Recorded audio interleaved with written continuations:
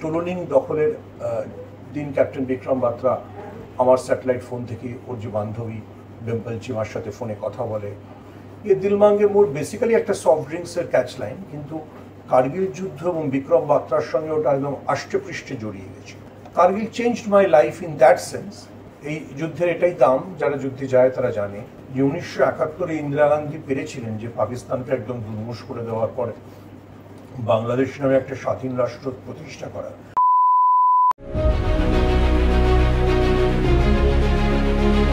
সব দেশের একটা সেনাবাহিনী থাকে, আর পাকিস্তানের ক্ষেত্রে সেনাবাহিনীর একটা দেশ আছে। এমনকি বর্ডারে দাঁড়িয়ে যে পাকিস্তানি সোলজার যুদ্ধ করে তাকেও ওষুধটা ইন্ডিয়া থেকে পেতে হয়। মানে আমরা ওষুধটা ঘুরপথে দুবাই দিয়ে এক্সপোর্ট করি। যারা সংখ্যালঘুদের চেপে দিতে চায় তাদের একমাত্র লাভ হয় দাঙ্গা হলে। আজ আমরা এসেছি সাংবাদিক এবং রাজনৈতিক বিশ্লেষক শ্রী সুমন ভট্টাচার্যের কাছে। আচ্ছা স্যার, আমি একটা জিনিস জিজ্ঞেস করতে চাই যে আপনার এই রাজনীতির দিকে আগ্রহটা এলো কিভাবে? দেখুন, আমার বাবা, আমার দাদু সবাই সাংবাদিকতায় ছিলেন। বাবা নিজে দীর্ঘদিন রাজনৈতিক সাংবাদিকতা করেছেন। বাবা তার আগে রাজনীতিও করতেন।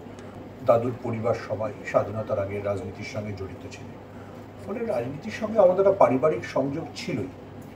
আমি যখন ছাত্র অবস্থায় কলেজে পড়ি, তখন একটা রাজনীতির সাথে আমার নিজের যোগাযোগ ছিল। তারপরে আমি পড়িও কলেজে রাষ্ট্রবিজ্ঞান। ফলে রাজনীতির সঙ্গে আমার একটা কন্টিনিউয়াস যাকে বলে টাচ বা কানেকশন ছিল। সেটা হয়তো প্ররোচিত করেছে রাজনৈতিক সংবাদের দিকে যেতে। আপনি বলায় আমার মনে পড়লো যে আমার খেলাও খুব আগ্রহের বিষয় ছিল। আমি যখন আজ থেকে 30 বছর আগে, 31 বছর আগে প্রথম কলকাতায় একটি সংবাদপত্রে চাকরির ইন্টারভিউ দিতে যাই, আমি প্রাথমিকভাবে চেয়েছিলাম স্পোর্টস জার্নালিস্ট হতে, কারণ আমার খেলা খুব আগ্রহের ছিল। তো কিন্তু আমার মালিক, মানে সংবাদপত্রের যিনি মালিক এবং তিনি সম্পাদক ছিলেন, তিনি আমাকে বললেন একটু ভেবে দেখো, কারণ তুমি যদি স্পোর্টস জার্নালিস্ট হও তাহলে তোমাকে সারা জীবন শেষ পেজে সাধারণত খবরের স্পোর্টস নিউজ তো সাধারণত খবরের কাগজের শেষ পাতায় যায়, শেষ পাতায় তোমাকে জায়গা করতে হবে। আর তোমার যা ব্যাকগ্রাউন্ড দেখছি, যেহেতু আমি পল সায়েন্স পড়েছিলাম কলেজে, তোমার যা ব্যাকগ্রাউন্ড তাতে তুমি তো পলিটিক্যাল জার্নালিস্টও হতে পারবে, সেই চান্স নেবে কি না। তো ইন্টারভিউতে ওনার কথাটা আমার ইন্টারেস্টিং মনে হয়, যদিও আমার তার আগে অবধি 1994 ঘটনা আমি বলছি, তার আগে অবধি আমার প্রাইমারি থট প্রসেস ছিল যে আমি স্পোর্টস জার্নালিজমই করতে চাই, কিন্তু আমি আই ডিসাইডেড টু আমি পলিটিক্যাল জার্নালিজমে চাই। যদিও আপনি বলাতে রেফারেন্স হিসেবে মনে হলো যে আমি 94-তে মানে খবরের কাগজে পাকাপাকিভাবে জয়েন করার আগে 1990 সালে চায়না যাই, চীনে এশিয়ান গেমস কভার করতে চাই। সেটি যুগান্তর বলে এখন যে পত্রিকাটি লুপ্ত হয়ে গেছে তার হয়ে যায়। চীনে এশিয়ান গেমস যে সময় হচ্ছে 1990, সেই সময়টা খুব রাজনৈতিক দিক থেকে খুব তাৎপর্যপূর্ণ ছিল, কারণ তার কিছুদিন আগে চীনে যে গণতন্ত্রের দাবিতে যে ছাত্রদের আন্দোলন হয়েছিল সেটাকে একেবারে যাকে বলে ট্যাঙ্কের ধাক্কায় পুরো মাটিতে মিশিয়ে দিয়েছিলেন চীনের কমিউনিস্ট পার্টির সরকার। তো আমি যখন 1990-তে কভার করতে যাই, I was covering A sports event, একটা মানে ক্রীড়া বিষয়ক প্রতিযোগিতায় কভার করছিলাম, কিন্তু চারপাশে পলিটিক্স ছিল। আমি ফিরে আসার পরে বা আমি যখন বেইজিংয়ে আছি তখনও লোকজনের সাথে যখন কথা বলছিলাম তখন বুঝতে পারছিলাম যে চায়নায় কী ধরনের পলিটিক্যাল আপহিভাল বা কী ধরনের রাজনৈতিক উত্তালতা চলছে। তো সেটাও একটা কারণ যে আমি বুঝতে পারছিলাম যে মানে 90s ওই চীন বা বেইজিং যাওয়ার অভিজ্ঞতাটা আমাকে বুঝিয়েছিল যে পলিটিক্সকে বাদ রেখে হয়তো স্পোর্টসকেও বোঝাটা খুব কঠিন। ফলে 1994 সালে যখন আমি ফাইনালি যখন খবরের কাগজে চাকরি করব, কলেজ থেকে বেরিয়েছি, গ্র্যাজুয়েশন পাশ করেছি, তখন যখন মনে হলো চাকরি করব, তখন ইন্টারভিউতে মালিক এবং সম্পাদকের কথা, তিনি খুবই বিখ্যাত মালিক এবং সম্পাদক ছিলেন, তার কথাটা আমাকে হয়তো একটা ধাক্কা দেয়। সেই ধাক্কার প্রতিস্পর্ধী বা সেই ধাক্কার পরিবর্তক ক্রিয়া হিসেবে আমি যখন কাগজে জয়েন করি, আস্তে আস্তে আমি পলিটিক্যাল বিটি কভার করতে শুরু করি। আপনার এই দীর্ঘ সাংবাদিকতার জীবন, আপনারা সাংবাদিকরা আমাদের চেয়ে অনেক এমন ঘটনা জানেন যেগুলো হয়তো আমরা সাধারণ মানুষরা জানতে পারি না। তো রাজনীতির কোনো একটা গল্প, মানে অজানা গল্প যদি আপনি শোনান। রাজনীতির গল্প করতে পারি বা আপনি যেটা বললেন, আমি প্রায় 31 বছর সাংবাদিক জীবনে আছি। সো একটা সময় আমার পাসপোর্ট দেখে আমাকে একজন পুলিশ অফিসার জিজ্ঞেস করেছিলেন যে তোমার পাসপোর্টের একটা জটিল বিষয় হচ্ছে যে তুমি যখনই যেখানে কনফ্লিক্ট সেখানে তুমি গেছো। তো আমি প্রচুর কনফ্লিক্ট কভার করেছি, মানে পৃথিবীর যেখানে যেখানে কনফ্লিক্ট হয়েছে তার মেজরিটির অনেক কিছুতে আমি গত 25 বছরে হয়তো দেখেছি। আমি কার্গিলের কথা বলতে পারি যে Kargil was a breakthrough in my career, এবং কার্গিল এই 2025-এর অপারেশন সিন্দুরের আগে পর্যন্ত গত 50 বছরের ভারতবর্ষের রাজনৈতিক বা সামাজিক ইতিহাসে অন্যতম মাইল ফলক ছিল। তো কার্গিল যুদ্ধ আমি কভার করি 1999 সালে। তখন খুবই অল্প বয়স আমার, হার্ডলি 26 বছর পূর্ণ হয়েছে। 26-এ পুরো পূর্ণ হয়নি, 26-এর পূর্ণ হওয়ার একটু আগেই আমার সাংবাদিকতার জীবন ততদিনে হয়তো 4 বছর হয়ে গেছে, কিন্তু আমি কার্গিল কভার করতে চাই। Kargil coverage was interesting. আমি এতদিন বাদে হয়তো ইন্টারেস্টিংই বলবো, কারণ হচ্ছে যে আমার কার্গিল কভার করার খুব একটা কথা ছিল না এই কারণে আমার কাগজে আমার চাইতে, আমি তখন যে কাগজে চাকরি করতাম, যদিও সেটা পশ্চিমবঙ্গের সবচেয়ে নামী কাগজগুলোর একটা, আমার চাইতে অনেক বেশি সিনিয়র লোকরা ছিলেন। আমি তখন পলিটিক্যাল বিট কভার করি 1999-এর মে মাস। আমার এখনও মনে আছে 1999-এর মে মাসে পৃথিবী বা ভারতবর্ষে দুটো খুব ইম্পর্টেন্ট ঘটনা ঘটছিল। একটা ঘটনা হচ্ছিল ওয়ার্ল্ড কাপ ক্রিকেট খেলা হচ্ছিল, ইংল্যান্ডে খেলা হচ্ছিল। তো সেটাও খুব ইন্টারেস্টিং একটা ক্রিকেট টুর্নামেন্ট ছিল, কারণ সৌরভ গাঙ্গুলি, রাহুল দ্রাবিড়রা was putting up a great fight. আর অন্যদিকে আমরা শুনতে পাচ্ছিলাম যে কার্গিল সম্পর্কে তার আগে খুব কম লোক জানতেও হয়তো, যে কাশ্মীরের একটা জায়গায় পাহাড়ের উপরে কিছু জঙ্গি ঢুকে এসছে। Primary that was the concept, but that was the thought, যে লোকে এটাই ভাবছিল। তো তারপরে দেখা গেল যে সেই জঙ্গিদেরকে সরানোর জন্য ইন্ডিয়ান আর্মিকে, ইন্ডিয়ান পুরো আর্মির কথা আমি বলতে চাইছি, অর্থাৎ এয়ারফোর্সকে বোম অব্দি ফেলতে হচ্ছে, কিন্তু তারপরেও সেনাবাহিনী সফল হচ্ছিল। এরকম একটা মে মাসের একটা সপ্তাহটা দুপুরবেলা, এরকম আজকের মতো একটা দুপুরবেলা, I was little bit off, কী বলবো, একটু বোর্ড, একটু বিরক্ত ইত্যাদি। কারণ কলকাতা শহরে সে সময় কোনো খবর ছিল না, আইদার খবরের কাগজ খুললে ক্রিকেট ওয়ার্ল্ড কাপ চলছে, অথবা কার্গিলের ওই ছুটপুট সংঘর্ষের ঘটনা আসছে। আমি আমার অফিসের তৎকালীন যে বস, তার কাছে খবর ছুটি চাইতে গেছিলাম। I was young, I was thinking যে আমি একটু ছুটি নিয়ে কোথাও বেড়াতে যাব। তো আমি যখন ফোনটা করি আমার বসকে, যেমন জিজ্ঞেস করি যে আমি কি ছুটি নেবো, তো বলে যে কেন তুই ছুটি নিতে চাইছি না? বললাম যে আমার পলিটিক্যাল বিটে কোনো খবর নেই, it has become a very ডাল বিট। বলো ভালো, তাহলে তো পলিটিক্যাল বিটে কোনো খবর নেই। না, হ্যাঁ, তো একটা কাজ কর তুই, আমরা একটা 12:30 1টা নাগাদ কথা বলছিলাম, তখনও তো মোবাইলের অত যুগ নয়, আমরা ল্যান্ডলাইনেই কথা বলছিলাম। আমরা একটা কাজ কর, তুই 6টার ফ্লাইটে কাশ্মীর চলে যা। So I got little bit of amuse যে হঠাৎ কাশ্মীর কেন? তো বলেন যে আমাদের কাগজে তার আগে যিনি তিনি কাশ্মীর কভার করতেন, তিনি আমার চাইতে অন্তত, সেই সময়ের হিসেবে আমি বলছি, অন্তত আমার চাইতে 20 বছরের বড় ছিলেন। তো তিনি কাশ্মীরে গেছেন, কিন্তু তিনি কাশ্মীরে থাকতে চাইছেন না, তো আমি চলে গেলে ভালো হবে। তো 12:30 থেকে 6টা was not a very long time I had in my hand. আমি তড়িঘড়ি একটা ট্যাক্সি নিয়ে অফিসে পৌঁছলাম। টাকা ইত্যাদি সব কিছু যখন বুঝে নিচ্ছি, তখন আমার বস আমাকে বললেন, একটা কাজ কর, যে তুই আজ সন্ধ্যাবেলা দিল্লিতে রেস্ট নে। তখন কলকাতা থেকে শ্রীনগরের ডাইরেক্ট ফ্লাইট ছিল না। তুই দিল্লিতে রেস্ট নে, কাল সকালে তোকে একটা স্যাটেলাইট ফোন দেওয়া হবে। কারণ একটা জিনিস আমরা বুঝতে পারছিলাম যে যুদ্ধটা যে জায়গায় যাচ্ছে, সেই জায়গায় communication was a very difficult thing.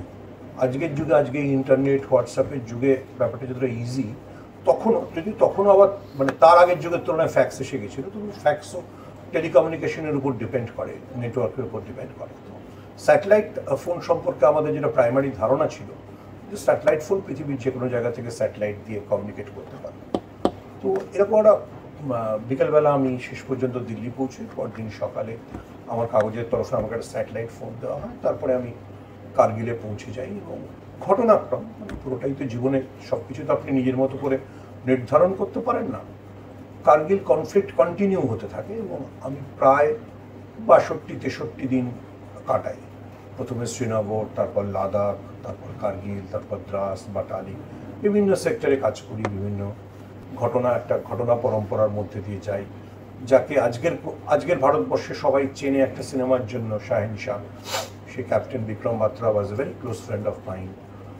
যেদিন কেউ টোলোলিং, মানে টোলোলিং হচ্ছে টাইগার হিল, যে পাহাড়টা মূল পাহাড় ছিল, যেটা ওই ন্যাশনাল হাইওয়ে 1A-কে সুপারভাইজ মানে দেখতো উপর থেকে, যাতে ওই পাহাড়টার উপরই পাকিস্তানিরা শেলিং করছিল বলে আমাদের সবচেয়ে বড় অসুবিধে হচ্ছিল।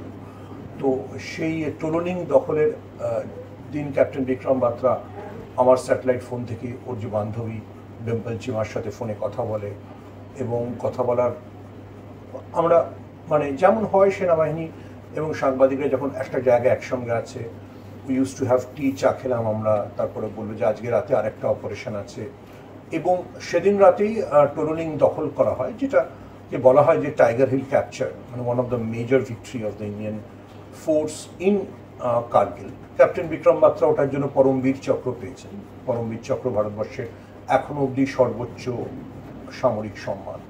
তো ক্যাপ্টেন বিক্রম বাত্রা এরকম প্রচুর, মানে ক্যাপ্টেন সচিন তেন্ডুলকর যিনি টাইগার হিলের আরেকটা দিক জয় করেন, বাতালিকের অনেক সৈন্য বাহিনীর কর্তাদের, কত লোকের নাম বলবো, কর্নেল ডেভিড যিনি মানে 18 গ্রেনেডিয়ার্সকে লিড করছিলেন। 18 গ্রেনেডিয়ার্স কার্গিল যুদ্ধের খুব মানে বিখ্যাত সেনাবাহিনী। তো এরকম অনেকের সঙ্গে পরিচয়, ওই 62 দিন মতো রাস্তায় কাটানো, টাইগার হিল জয়ের দিন। আমার মনে আছে যে পলিটিক্স এবং যুদ্ধ কীভাবে পাশাপাশি চলে। আমরা 99-এ কার্গিলের যুদ্ধ হচ্ছিল, তার ঠিক 10 বছর আগে রাজীব গান্ধীর সরকার পড়ে গিয়েছিল। মানে one of the major reason যেটা রাজীব গান্ধীর সরকারের বিরুদ্ধে ফল করার কারণ ছিল, সেটা হচ্ছে বফোর্স নিয়ে বিতর্ক। কিন্তু ঠিক 10 বছরের ব্যবধানে বফোর্স ওয়াজ সো ইনস্ট্রুমেন্টাল কার্গিলে পাকিস্তানকে পরাজিত করার জন্য। সেটা একটা স্মরণীয় ঘটনা আছে। যারা যুদ্ধ বা সমরাস্ত্র বিষয়ে বোঝেন, বিফোর 99 আমরা সাধারণত ব্যবহার করি যে ধরনের, তাকে বলা হয় হাউইটজার কামান। হাউইটজার কামান মানে প্যারাবলিক, যেটা হয় প্যারাবলিক মানে আপনি গোলাটা ছুড়লেন, গোলাটা উপরে উঠে গিয়ে আবার নির্দিষ্ট লক্ষ্যে পড়ল। কিন্তু মানে বফোর্স ইজ অলসো প্যারাবলিক ভাবেই কাজ করতো। কিন্তু কার্গিল যুদ্ধের সময় যখন ভারতবর্ষের সেনাবাহিনী বুঝতে পারে যে সংকটটা কতটা গভীরতর, তখন আর বফোর্সকে প্যারাবলিক হিসেবে ব্যবহার করা হয়নি। বফোর্স দিয়ে স্ট্রেট শত্রুর যে বাংকার, মানে পাকিস্তানের সেনাবাহিনী ঢুকে যেসব বাংকার দখল করেছিল, সেই সব বাংকারে সরাসরি হিট করা শুরু হয়। তো সেই কানের সামনে আপনার কানের সামনে 60টা 70টা বফোর্স একসঙ্গে ফায়ার হচ্ছে, সেটা শোনাটাও একটা মানে অভিজ্ঞতাই বটে। যেদিন রাত্রিবেলা টাইগার হিল দখল হয়, আমার মনে আছে ইউ আর 8-9 পিপল যারা বিভিন্ন দেশের বিভিন্ন প্রান্ত থেকে আসা, আমি এবং আরেকজন সাংবাদিক, তিনিও বাঙালি, সেদিন আমি তার নাম করছি, সৃঞ্জয় চৌধুরী। তখন তিনি স্টেটসম্যান পত্রিকায় চাকরি করতেন, বিখ্যাত অভিনেতা বসন্ত চৌধুরীর পুত্র। আমি এবং সৃঞ্জয় ছাড়া বাকি 9 জনের মধ্যে 7 জনই অজ্ঞান হয়ে গেছিল, কিন্তু বমিও করছিল। ওই শব্দ, ওই বিভৎসতা যুদ্ধের দেখা ইজ ভেরি ডিফিকাল্ট। বাট ওটাই যুদ্ধ, ওটাই টোলোলিং দখলের কাহিনী। ক্যাপ্টেন বিক্রম বাত্রার বিখ্যাত ক্যাচলাইন ছিল, মানে উনি যুদ্ধ জেতার পর নিচে একটা কোট পাঠাতে হয়, যে কোটটার জন্য ওনাকে নিয়ে বহুবার দেখা হয়েছে। ওনার কোট ছিল যে উনি একটা করে পিক দখল করতেন আর নিচে কোট পাঠাতেন, ইয়ে দিল মাঙ্গে মোর। ये दिल मांगे मोर सर, ये दिल मांगे मोर। Great job.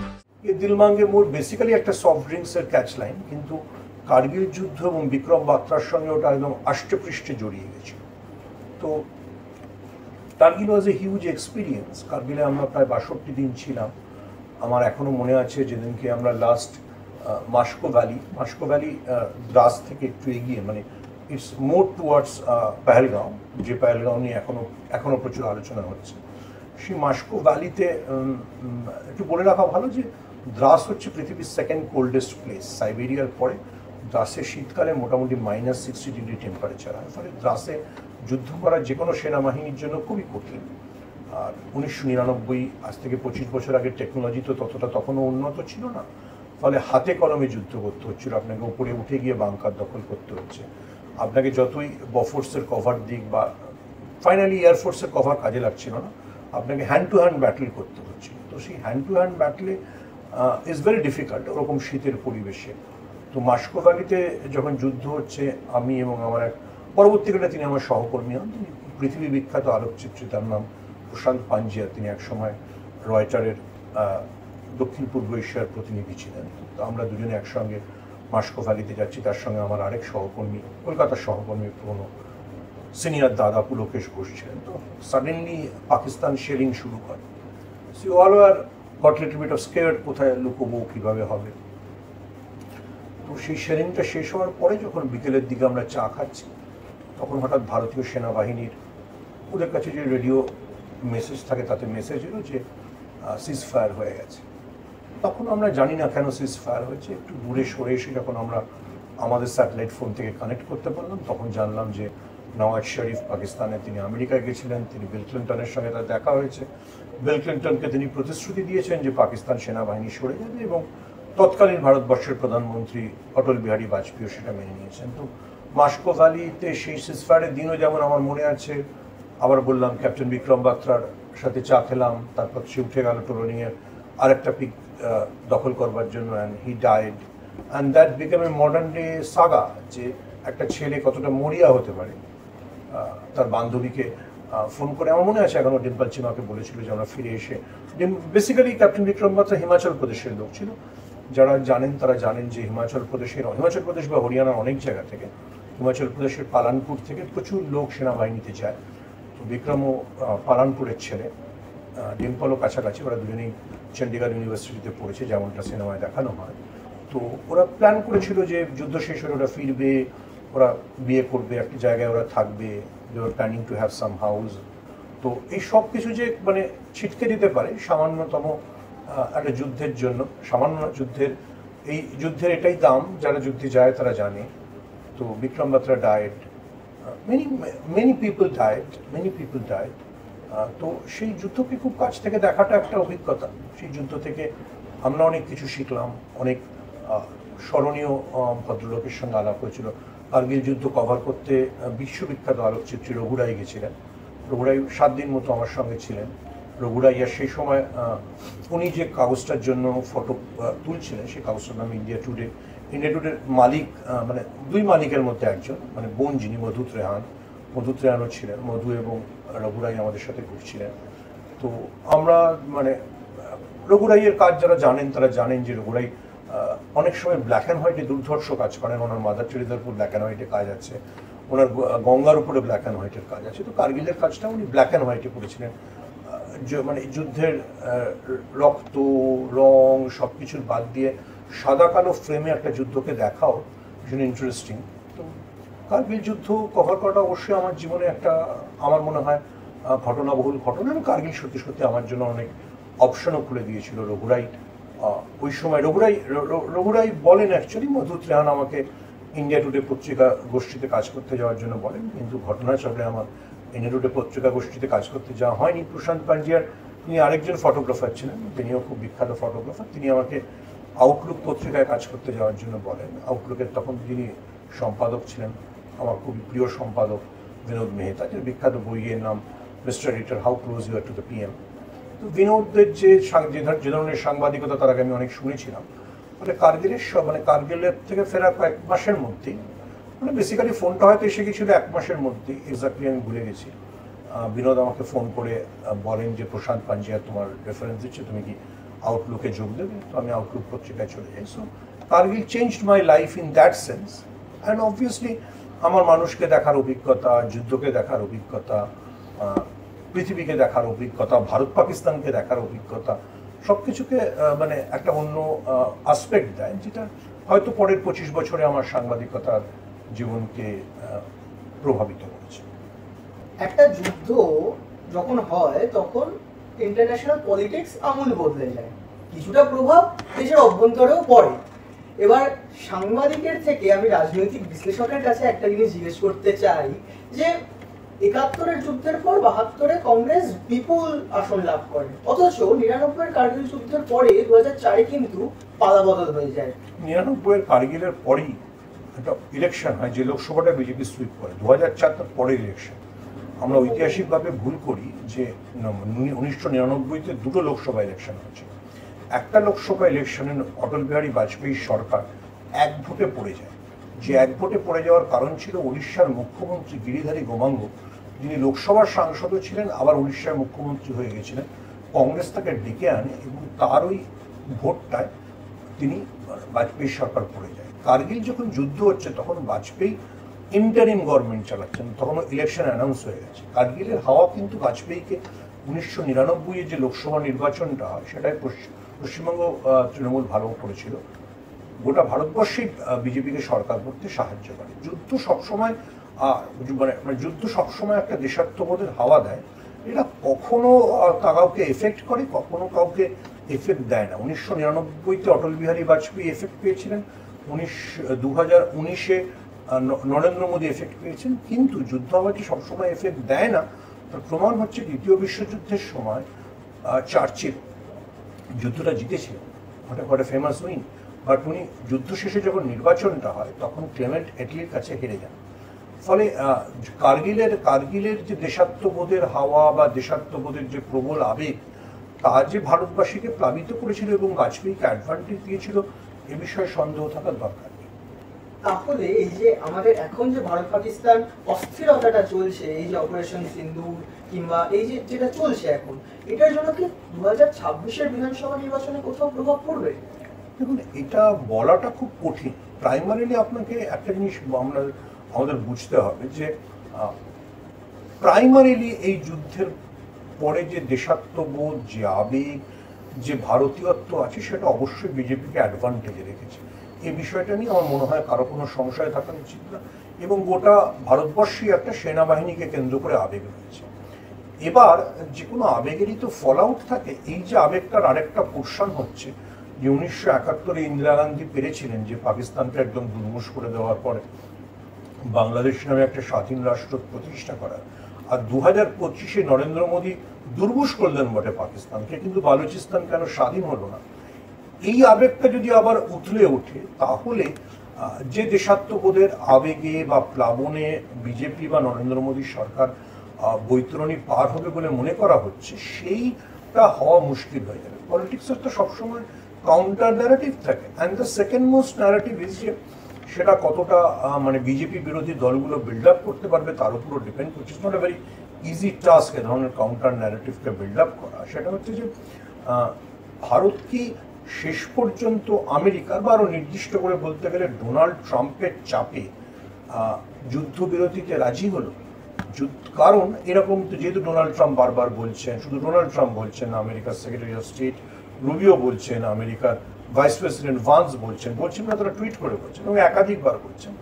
ফলে যদি এইটা আবার বিরোধীরা প্রতিষ্ঠিত করতে পারে বা বিজেপি যদি এটা ব্যাখ্যা করতে ব্যর্থ হয় যে না, ডোনাল্ড ট্রাম্পের কোনো চাপ ছিল না, তার যদি ডোনাল্ড ট্রাম্পের চাপ ছিল এটা প্রমাণ হয়ে যায়, তাহলে কিন্তু ওই 1971-এর প্রমাণ এবং ইন্দিরা গান্ধীর সঙ্গে নরেন্দ্র মোদীর তুলনা, এই সব কিছু নরেন্দ্র মোদীকে কিছুটা অস্বস্তিতে রাখবে। আর যদি না বিরোধীরা ন্যারেটিভ বিল্ড আপ করতে পারে যে ডোনাল্ড ট্রাম্পের চাপে এই সিজ ফায়ার হয়নি, তাহলে advantage Narendra Modi. It is how you build the narrative and how you carry forward it. যেমন বালাকোটের সময় good bad ugly BJP could convince দেশবাসীকে যে নরেন্দ্র মোদী একজন সবল এবং শক্তিশালী প্রধানমন্ত্রী, যার জন্য তিনি পাকিস্তানকে এরকম উপযুক্ত শিক্ষা দিতে পেরেছেন। আপনাকে মনে রাখতে হবে 2019-এর লোকসভা নির্বাচন হওয়ার কয়েক মাস আগে 2018 ডিসেম্বরে যখন 3টে রাজ্যে বিধানসভার ভোট হয়েছিল, তার মধ্যে ছত্তিশগড়, রাজস্থান, মধ্যপ্রদেশের মতো গুরুত্বপূর্ণ 3টে রাজ্য ছিল, 3টে রাজ্যেই কংগ্রেস জিতেছিল। বিশেষ করে মধ্যপ্রদেশ প্রায় 20 বছর বাদে বিজেপির হাত থেকে কংগ্রেসের কাছে গেছিল, রাজস্থান কংগ্রেসের কাছে গেছিল। কিন্তু বালাকোট এমন জাতীয়তাবাদের হাওয়া তৈরি করে যে রাজস্থান কংগ্রেস 2 মাস বা 3 মাস আগে জিতছে, সেই রাজস্থানের 26টা লোকসভা আসনের মধ্যে 26টাই বিজেপি পায়। সো দেশাত্মবোধ ক্যান সোয়েপ, একটা প্রবল হাওয়াতে সব ভাসিয়ে নিয়ে যেতে পারে দেশাত্মবোধকে, আবার আপনি কাউন্টারও করতে পারেন। আমি যে জন্য চার্চিল বনাম অ্যাটলির উদাহরণটা দিলাম। ইট অল ডিপেন্ডস আপনি পলিটিক্যাল ন্যারেটিভকে কিভাবে দাঁড় করাতে পারছেন এবং সেটাকে কিভাবে ক্যারি ফরওয়ার্ড করতে পারছেন। আচ্ছা, আমরা যেমন এখন শুনি যে ভারতবর্ষে নাকি মিডিয়া গদি মিডিয়া হয়ে গেছে কিংবা সংবাদপত্রের স্বাধীনতা নেই, আপনার এই দীর্ঘ সাংবাদিক জীবনে কখনো আপনি কোনো ঊর্ধ্বতন কর্তৃপক্ষ কিংবা রাজনৈতিক দলের থেকে চাপ পেয়েছেন যে এই খবরটা করা যাবে না বা বদলাতে হবে? দেখুন, আজকের ভারতবর্ষে অবশ্যই তো গদি মিডিয়া আছে বা শাসকের চাপ আছে, সে বিষয়ে কোনো সংশয় নেই, কিন্তু আমি যতদিন চাকরি করেছি ততদিন আমি এটা করে ফেস করিনি। সেটা আমার মনে হয় সেটা আমার সৌভাগ্য। আমি যাদের সঙ্গে কাজ করেছি, যেসব আমার বসেদের কাছে, তাদের মধ্যে অনেকেই পরবর্তীকালে বিজেপির খুব বড় নেতা বা সাংসদ হয়েছেন, যেমন চন্দন মিত্র, কিন্তু তারা কোনোদিন আমাকে এই ধরনের কোনো চাপ দেননি। এটা আমি আমার স্বীকার করতে কোনো দ্বিধা নেই। আমি বিনোদ মেহতার সঙ্গে কাজ করেছি, আমি চন্দন মিত্রের সঙ্গে কাজ করেছি, আমি আমার একটু ছোট্ট অভিজ্ঞতা, কিন্তু অল্প দিন হলো এমজে আকবরের সাথে কাজ করেছি। এমজে আকবর এবং চন্দন মিত্র দুজনেই তো পরবর্তীকালে বিজেপির সাংসদ হয়েছেন। এমজে আকবর ভারতবর্ষের বিদেশ প্রতিমন্ত্রী অবধি হয়েছেন, কিন্তু কাজের ক্ষেত্রে অর্থাৎ খবরের ক্ষেত্রে এরা কোনোদিন আমার উপর কোনো চাপ দিয়েছেন বা কোনো প্রভাব বিস্তার করবার চেষ্টা করছেন, এরকম ঘটেনি আমার সাংবাদিক জীবনে। কিন্তু তাই বলে আমি এটা বলছি না যারা আজকাল এই অভিযোগটা করে বা এই ঘটনার বাস্তবতা নেই, এটা আমি বলছি না, আমার জীবনে ঘটেনি। ভারতীয় রাজনীতিতে, আপনি ভারতীয় রাজনীতি নিয়ে সাংবাদিকতা করেছেন দীর্ঘদিন, এখন রাজনৈতিক বিশ্লেষক, তো ভারতীয় রাজনীতিতে আগের রাজনীতি আর এখনকার ভারতীয় রাজনীতি, এর মধ্যে কোনো তফাৎ দেখতে পাচ্ছি বা আমূল কোনো পরিবর্তন? আমরা যখন কথা বলছি এটা 2025 সাল, তো আমি বিশ্বাস করি আমার যেটুকু স্বল্প অভিজ্ঞতা তাতে 1992-এর বাবরি মসজিদ ভাঙার পর ভারতবর্ষের রাজনীতিটা বদলে গেছে। তো গত 33 বছর বয়সে, 33 বছরে ভারতবর্ষের রাজনীতি, ভারতবর্ষের সমাজ সব কিছুতেই একটা বদল এসছে। এই 33 বছর আগেও অতি দক্ষিণপন্থী রাজনীতি বলতে আমরা যেটাকে বুঝি বা যেটা আজকে বিজেপি প্র্যাকটিস করে, সেটার এই প্রাবল্য ছিল না। ধর্ম বিষয়ক, ধর্মকে এতটা রাজনীতিতে ব্যবহার, ধর্ম ভারতবর্ষে চিরকালই ছিল, সবাই মন্দিরে পুজো দিতে যেত, সবাই মসজিদে নামাজ পড়তে যেত। কিন্তু 92-এ বাবরি ভাঙার দিন আমি প্রেসিডেন্সি কলেজে পড়তাম, ফলে আমার এখনো স্মৃতি মনে আছে। তখন রাজনীতিতে বা ব্যক্তি জীবনেও ধর্মের যে প্রাবল্য ছিল, আজকে যে প্রাবল্য, সেটা তখন ছিল না। 1, 2 হচ্ছে মানে এখন যত সেটা আবার গত 15 বছরের সোশ্যাল মিডিয়ার রেভলিউশন যতটা আমাদের সমাজ জীবনকে পরিবর্তন করে দিয়েছে, সেটাও একটা লক্ষণীয় পরিবর্তন। আমার প্রাক্তন বস মারা গেছেন চন্দন মিত্র, তার বিখ্যাত কভার স্টোরি ছিল যে with the advent of mobile আপনি একটা লোককে যা খুশি লিখতে পারেন। আগে আমাদের পক্ষে আমরা যখন বড় হচ্ছি, যখন বিফোর দ্য মোবাইল, একটা লোককে মুখের উপর ওই কথাটা বলতে খুব দ্বিধা থাকতো। আজকে সোশ্যাল মিডিয়ায় আপনি যাকে যা খুশি অপমান করতে পারে, যাকে যা খুশি তাই বলতে পারে। আমার একজন পরিচিত ভদ্রলোক বিদেশে থাকেন, তিনি একটা চমৎকার গল্প লিখেছেন। তিনি যখন সিএ এনআরসির সময় বিভিন্ন জিনিস সোশ্যাল মিডিয়ায় লিখতেন, রোজ একটি লোক তাকে এসে বলতো যে তোমাকে ব্রাবন রোডে জুতো পেটা করো। তো এই ভদ্রলোক বুঝতে পারেনি, বিদেশে থাকেন, একটু ভদ্র সভ্য শিক্ষিত যেমন হন, একটু মানবিক চেতনা সম্পন্ন বাঙালি, তিনি বুঝতে পারতেন না যে এই ভদ্রলোক রোজ সোশ্যাল মিডিয়ায় ওনার পোস্টের তলায় সেখানে লিখে ব্রাবন রোডে জুতো পেটা করবো। তো তারপর ওনার প্রোফাইলে যান, গিয়ে দেখেন যে একজন সাধারণ মধ্যবিত্ত ভদ্রলোক, যিনিও ট্রেনে করে যান, যার স্ত্রী পুত্র কন্যা সব আছে। উনি তাকে প্রোফাইলে মেসেজে জিজ্ঞেস করেন যে ভাই দাদা, আপনি আমাকে ব্রাবন রোডে কেন জুতো পেটা করবেন? ভদ্রলোক বলেন যে আমি তো ভাবতেই পারিনি আপনি আমার উত্তর দেবেন, আপনি আপনার মতো বিশিষ্ট মানুষ আমাকে উত্তর দিলেন। বলেন যে হ্যাঁ, আমি রোজ একদিন আমাকে জুতো পেটা করবে বলছে, আমাকে উত্তর দিতেই হতো। বলে না দাদা, আসলে না, আমি রোজ ব্রাবন রোড ধরে ট্রেন ধরতে যাই, সেই জন্য ট্রেন ধরতে যাওয়ার জন্য আমার খুব ইচ্ছে যে ব্রাবন রোডে কাউকে একদিন জুতো পেটা করবো। এই যে মানুষের রাগ, অসুয়া, হতাশা, সেগুলোকে এখন সোশ্যাল মিডিয়ায় বিস্ফোরণ ঘটে। একজনকে যত সহজে বলে দেওয়া যায় ধর্ষণ করবো, যত সহজে বলে দেওয়া যায় পেটাবো, এটা তো আগের যুগে বলা যেত না। এই সোশ্যাল মিডিয়া যেমন একটা পাওয়ার, তেমনই একটা মিনেসও, একটা ক্ষতিকারক দিকও তো আছে। সেইটা আমাদের রাজনীতিকে বদলেছে। আমি বললাম যে দুটো স্ফিয়ারে যদি আপনি ভাগ করেন, 1992 থেকে 2025, 33 বছর, গোটা স্ফিয়ারটা জুড়েই যাকে বলা হয়, আমরা যাকে বলি পলিটিক্যাল সায়েন্সের টার্মসে, যে অতি দক্ষিণপন্থী রাজনীতি, ফার রাইটিস্ট পলিটিক্সের রাইজ ঘটেছে। এমন রাইজ ঘটেছে যে আমেরিকায় এমন একজন এসে গেছেন, তিনি যা খুশি তাই বলতে পারেন। ডোনাল্ড ট্রাম্প কবে কি বলবেন তার কোনো গ্যারান্টি নেই। তো সেটার যদি মার্কিন গণতন্ত্র, যেটা পৃথিবীর শ্রেষ্ঠ গণতন্ত্র বলে একদিন আমরা জানতাম, সেটাতে যদি ওটা হয়, তাহলে পশ্চিমবঙ্গের গণতন্ত্রেও আপনি বিরোধী কারোর গায়ে কালি ছেটাবেন, সেটা আর খুব অস্বাভাবিক ঘটনা নয়। এটা হচ্ছে ফার রাইটিস্ট পলিটিক্সের এক্সট্রিম যে জায়গাটা তৈরি হচ্ছে সেটা। আর তার সঙ্গে ধরুন, যদি গত 15 বছরে 2009 থেকে আমি আউটলুক পত্রিকায় চাকরি করতাম, আমার ধরনের 2007-08 বলে ফেসবুক নিয়ে কভার স্টোরি করা হলো, দ্য নিউ সোশ্যাল প্ল্যাটফর্ম। তো ধরুন 2009-10 থেকে ফেসবুক খুব জনপ্রিয়। তো আপনি যদি দেখেন এই ফেসবুক, হোয়াটসঅ্যাপ, টুইটারের যুগে সব দিক থেকে একটা কি বলবো, মানে যেমন মানে অনেক ভালো ঘটেছে তেমনি অনেক খারাপ সমস্যাও তো তৈরি হয়েছে। সেইটা আমাদের রাজনীতি, সমাজ, ব্যক্তি জীবনকে খুব প্রভাবিত করেছে।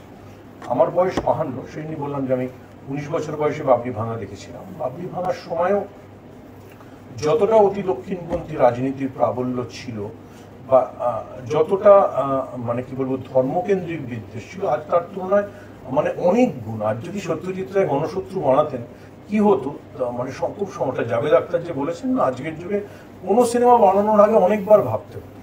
তো আজকের যুগে সেটা সত্যি খুব কঠিন একটা সময় আমরা চলছি। অতি দক্ষিণপন্থী রাজনীতি, social media, the advent of social media, মানুষের মধ্যে বিদ্বেষের ভাবকে চাগার দেওয়া সত্যি খুব কঠিন জায়গা। অনেক ধন্যবাদ স্যার আমাদেরকে সময় দেওয়ার জন্য। Thank you.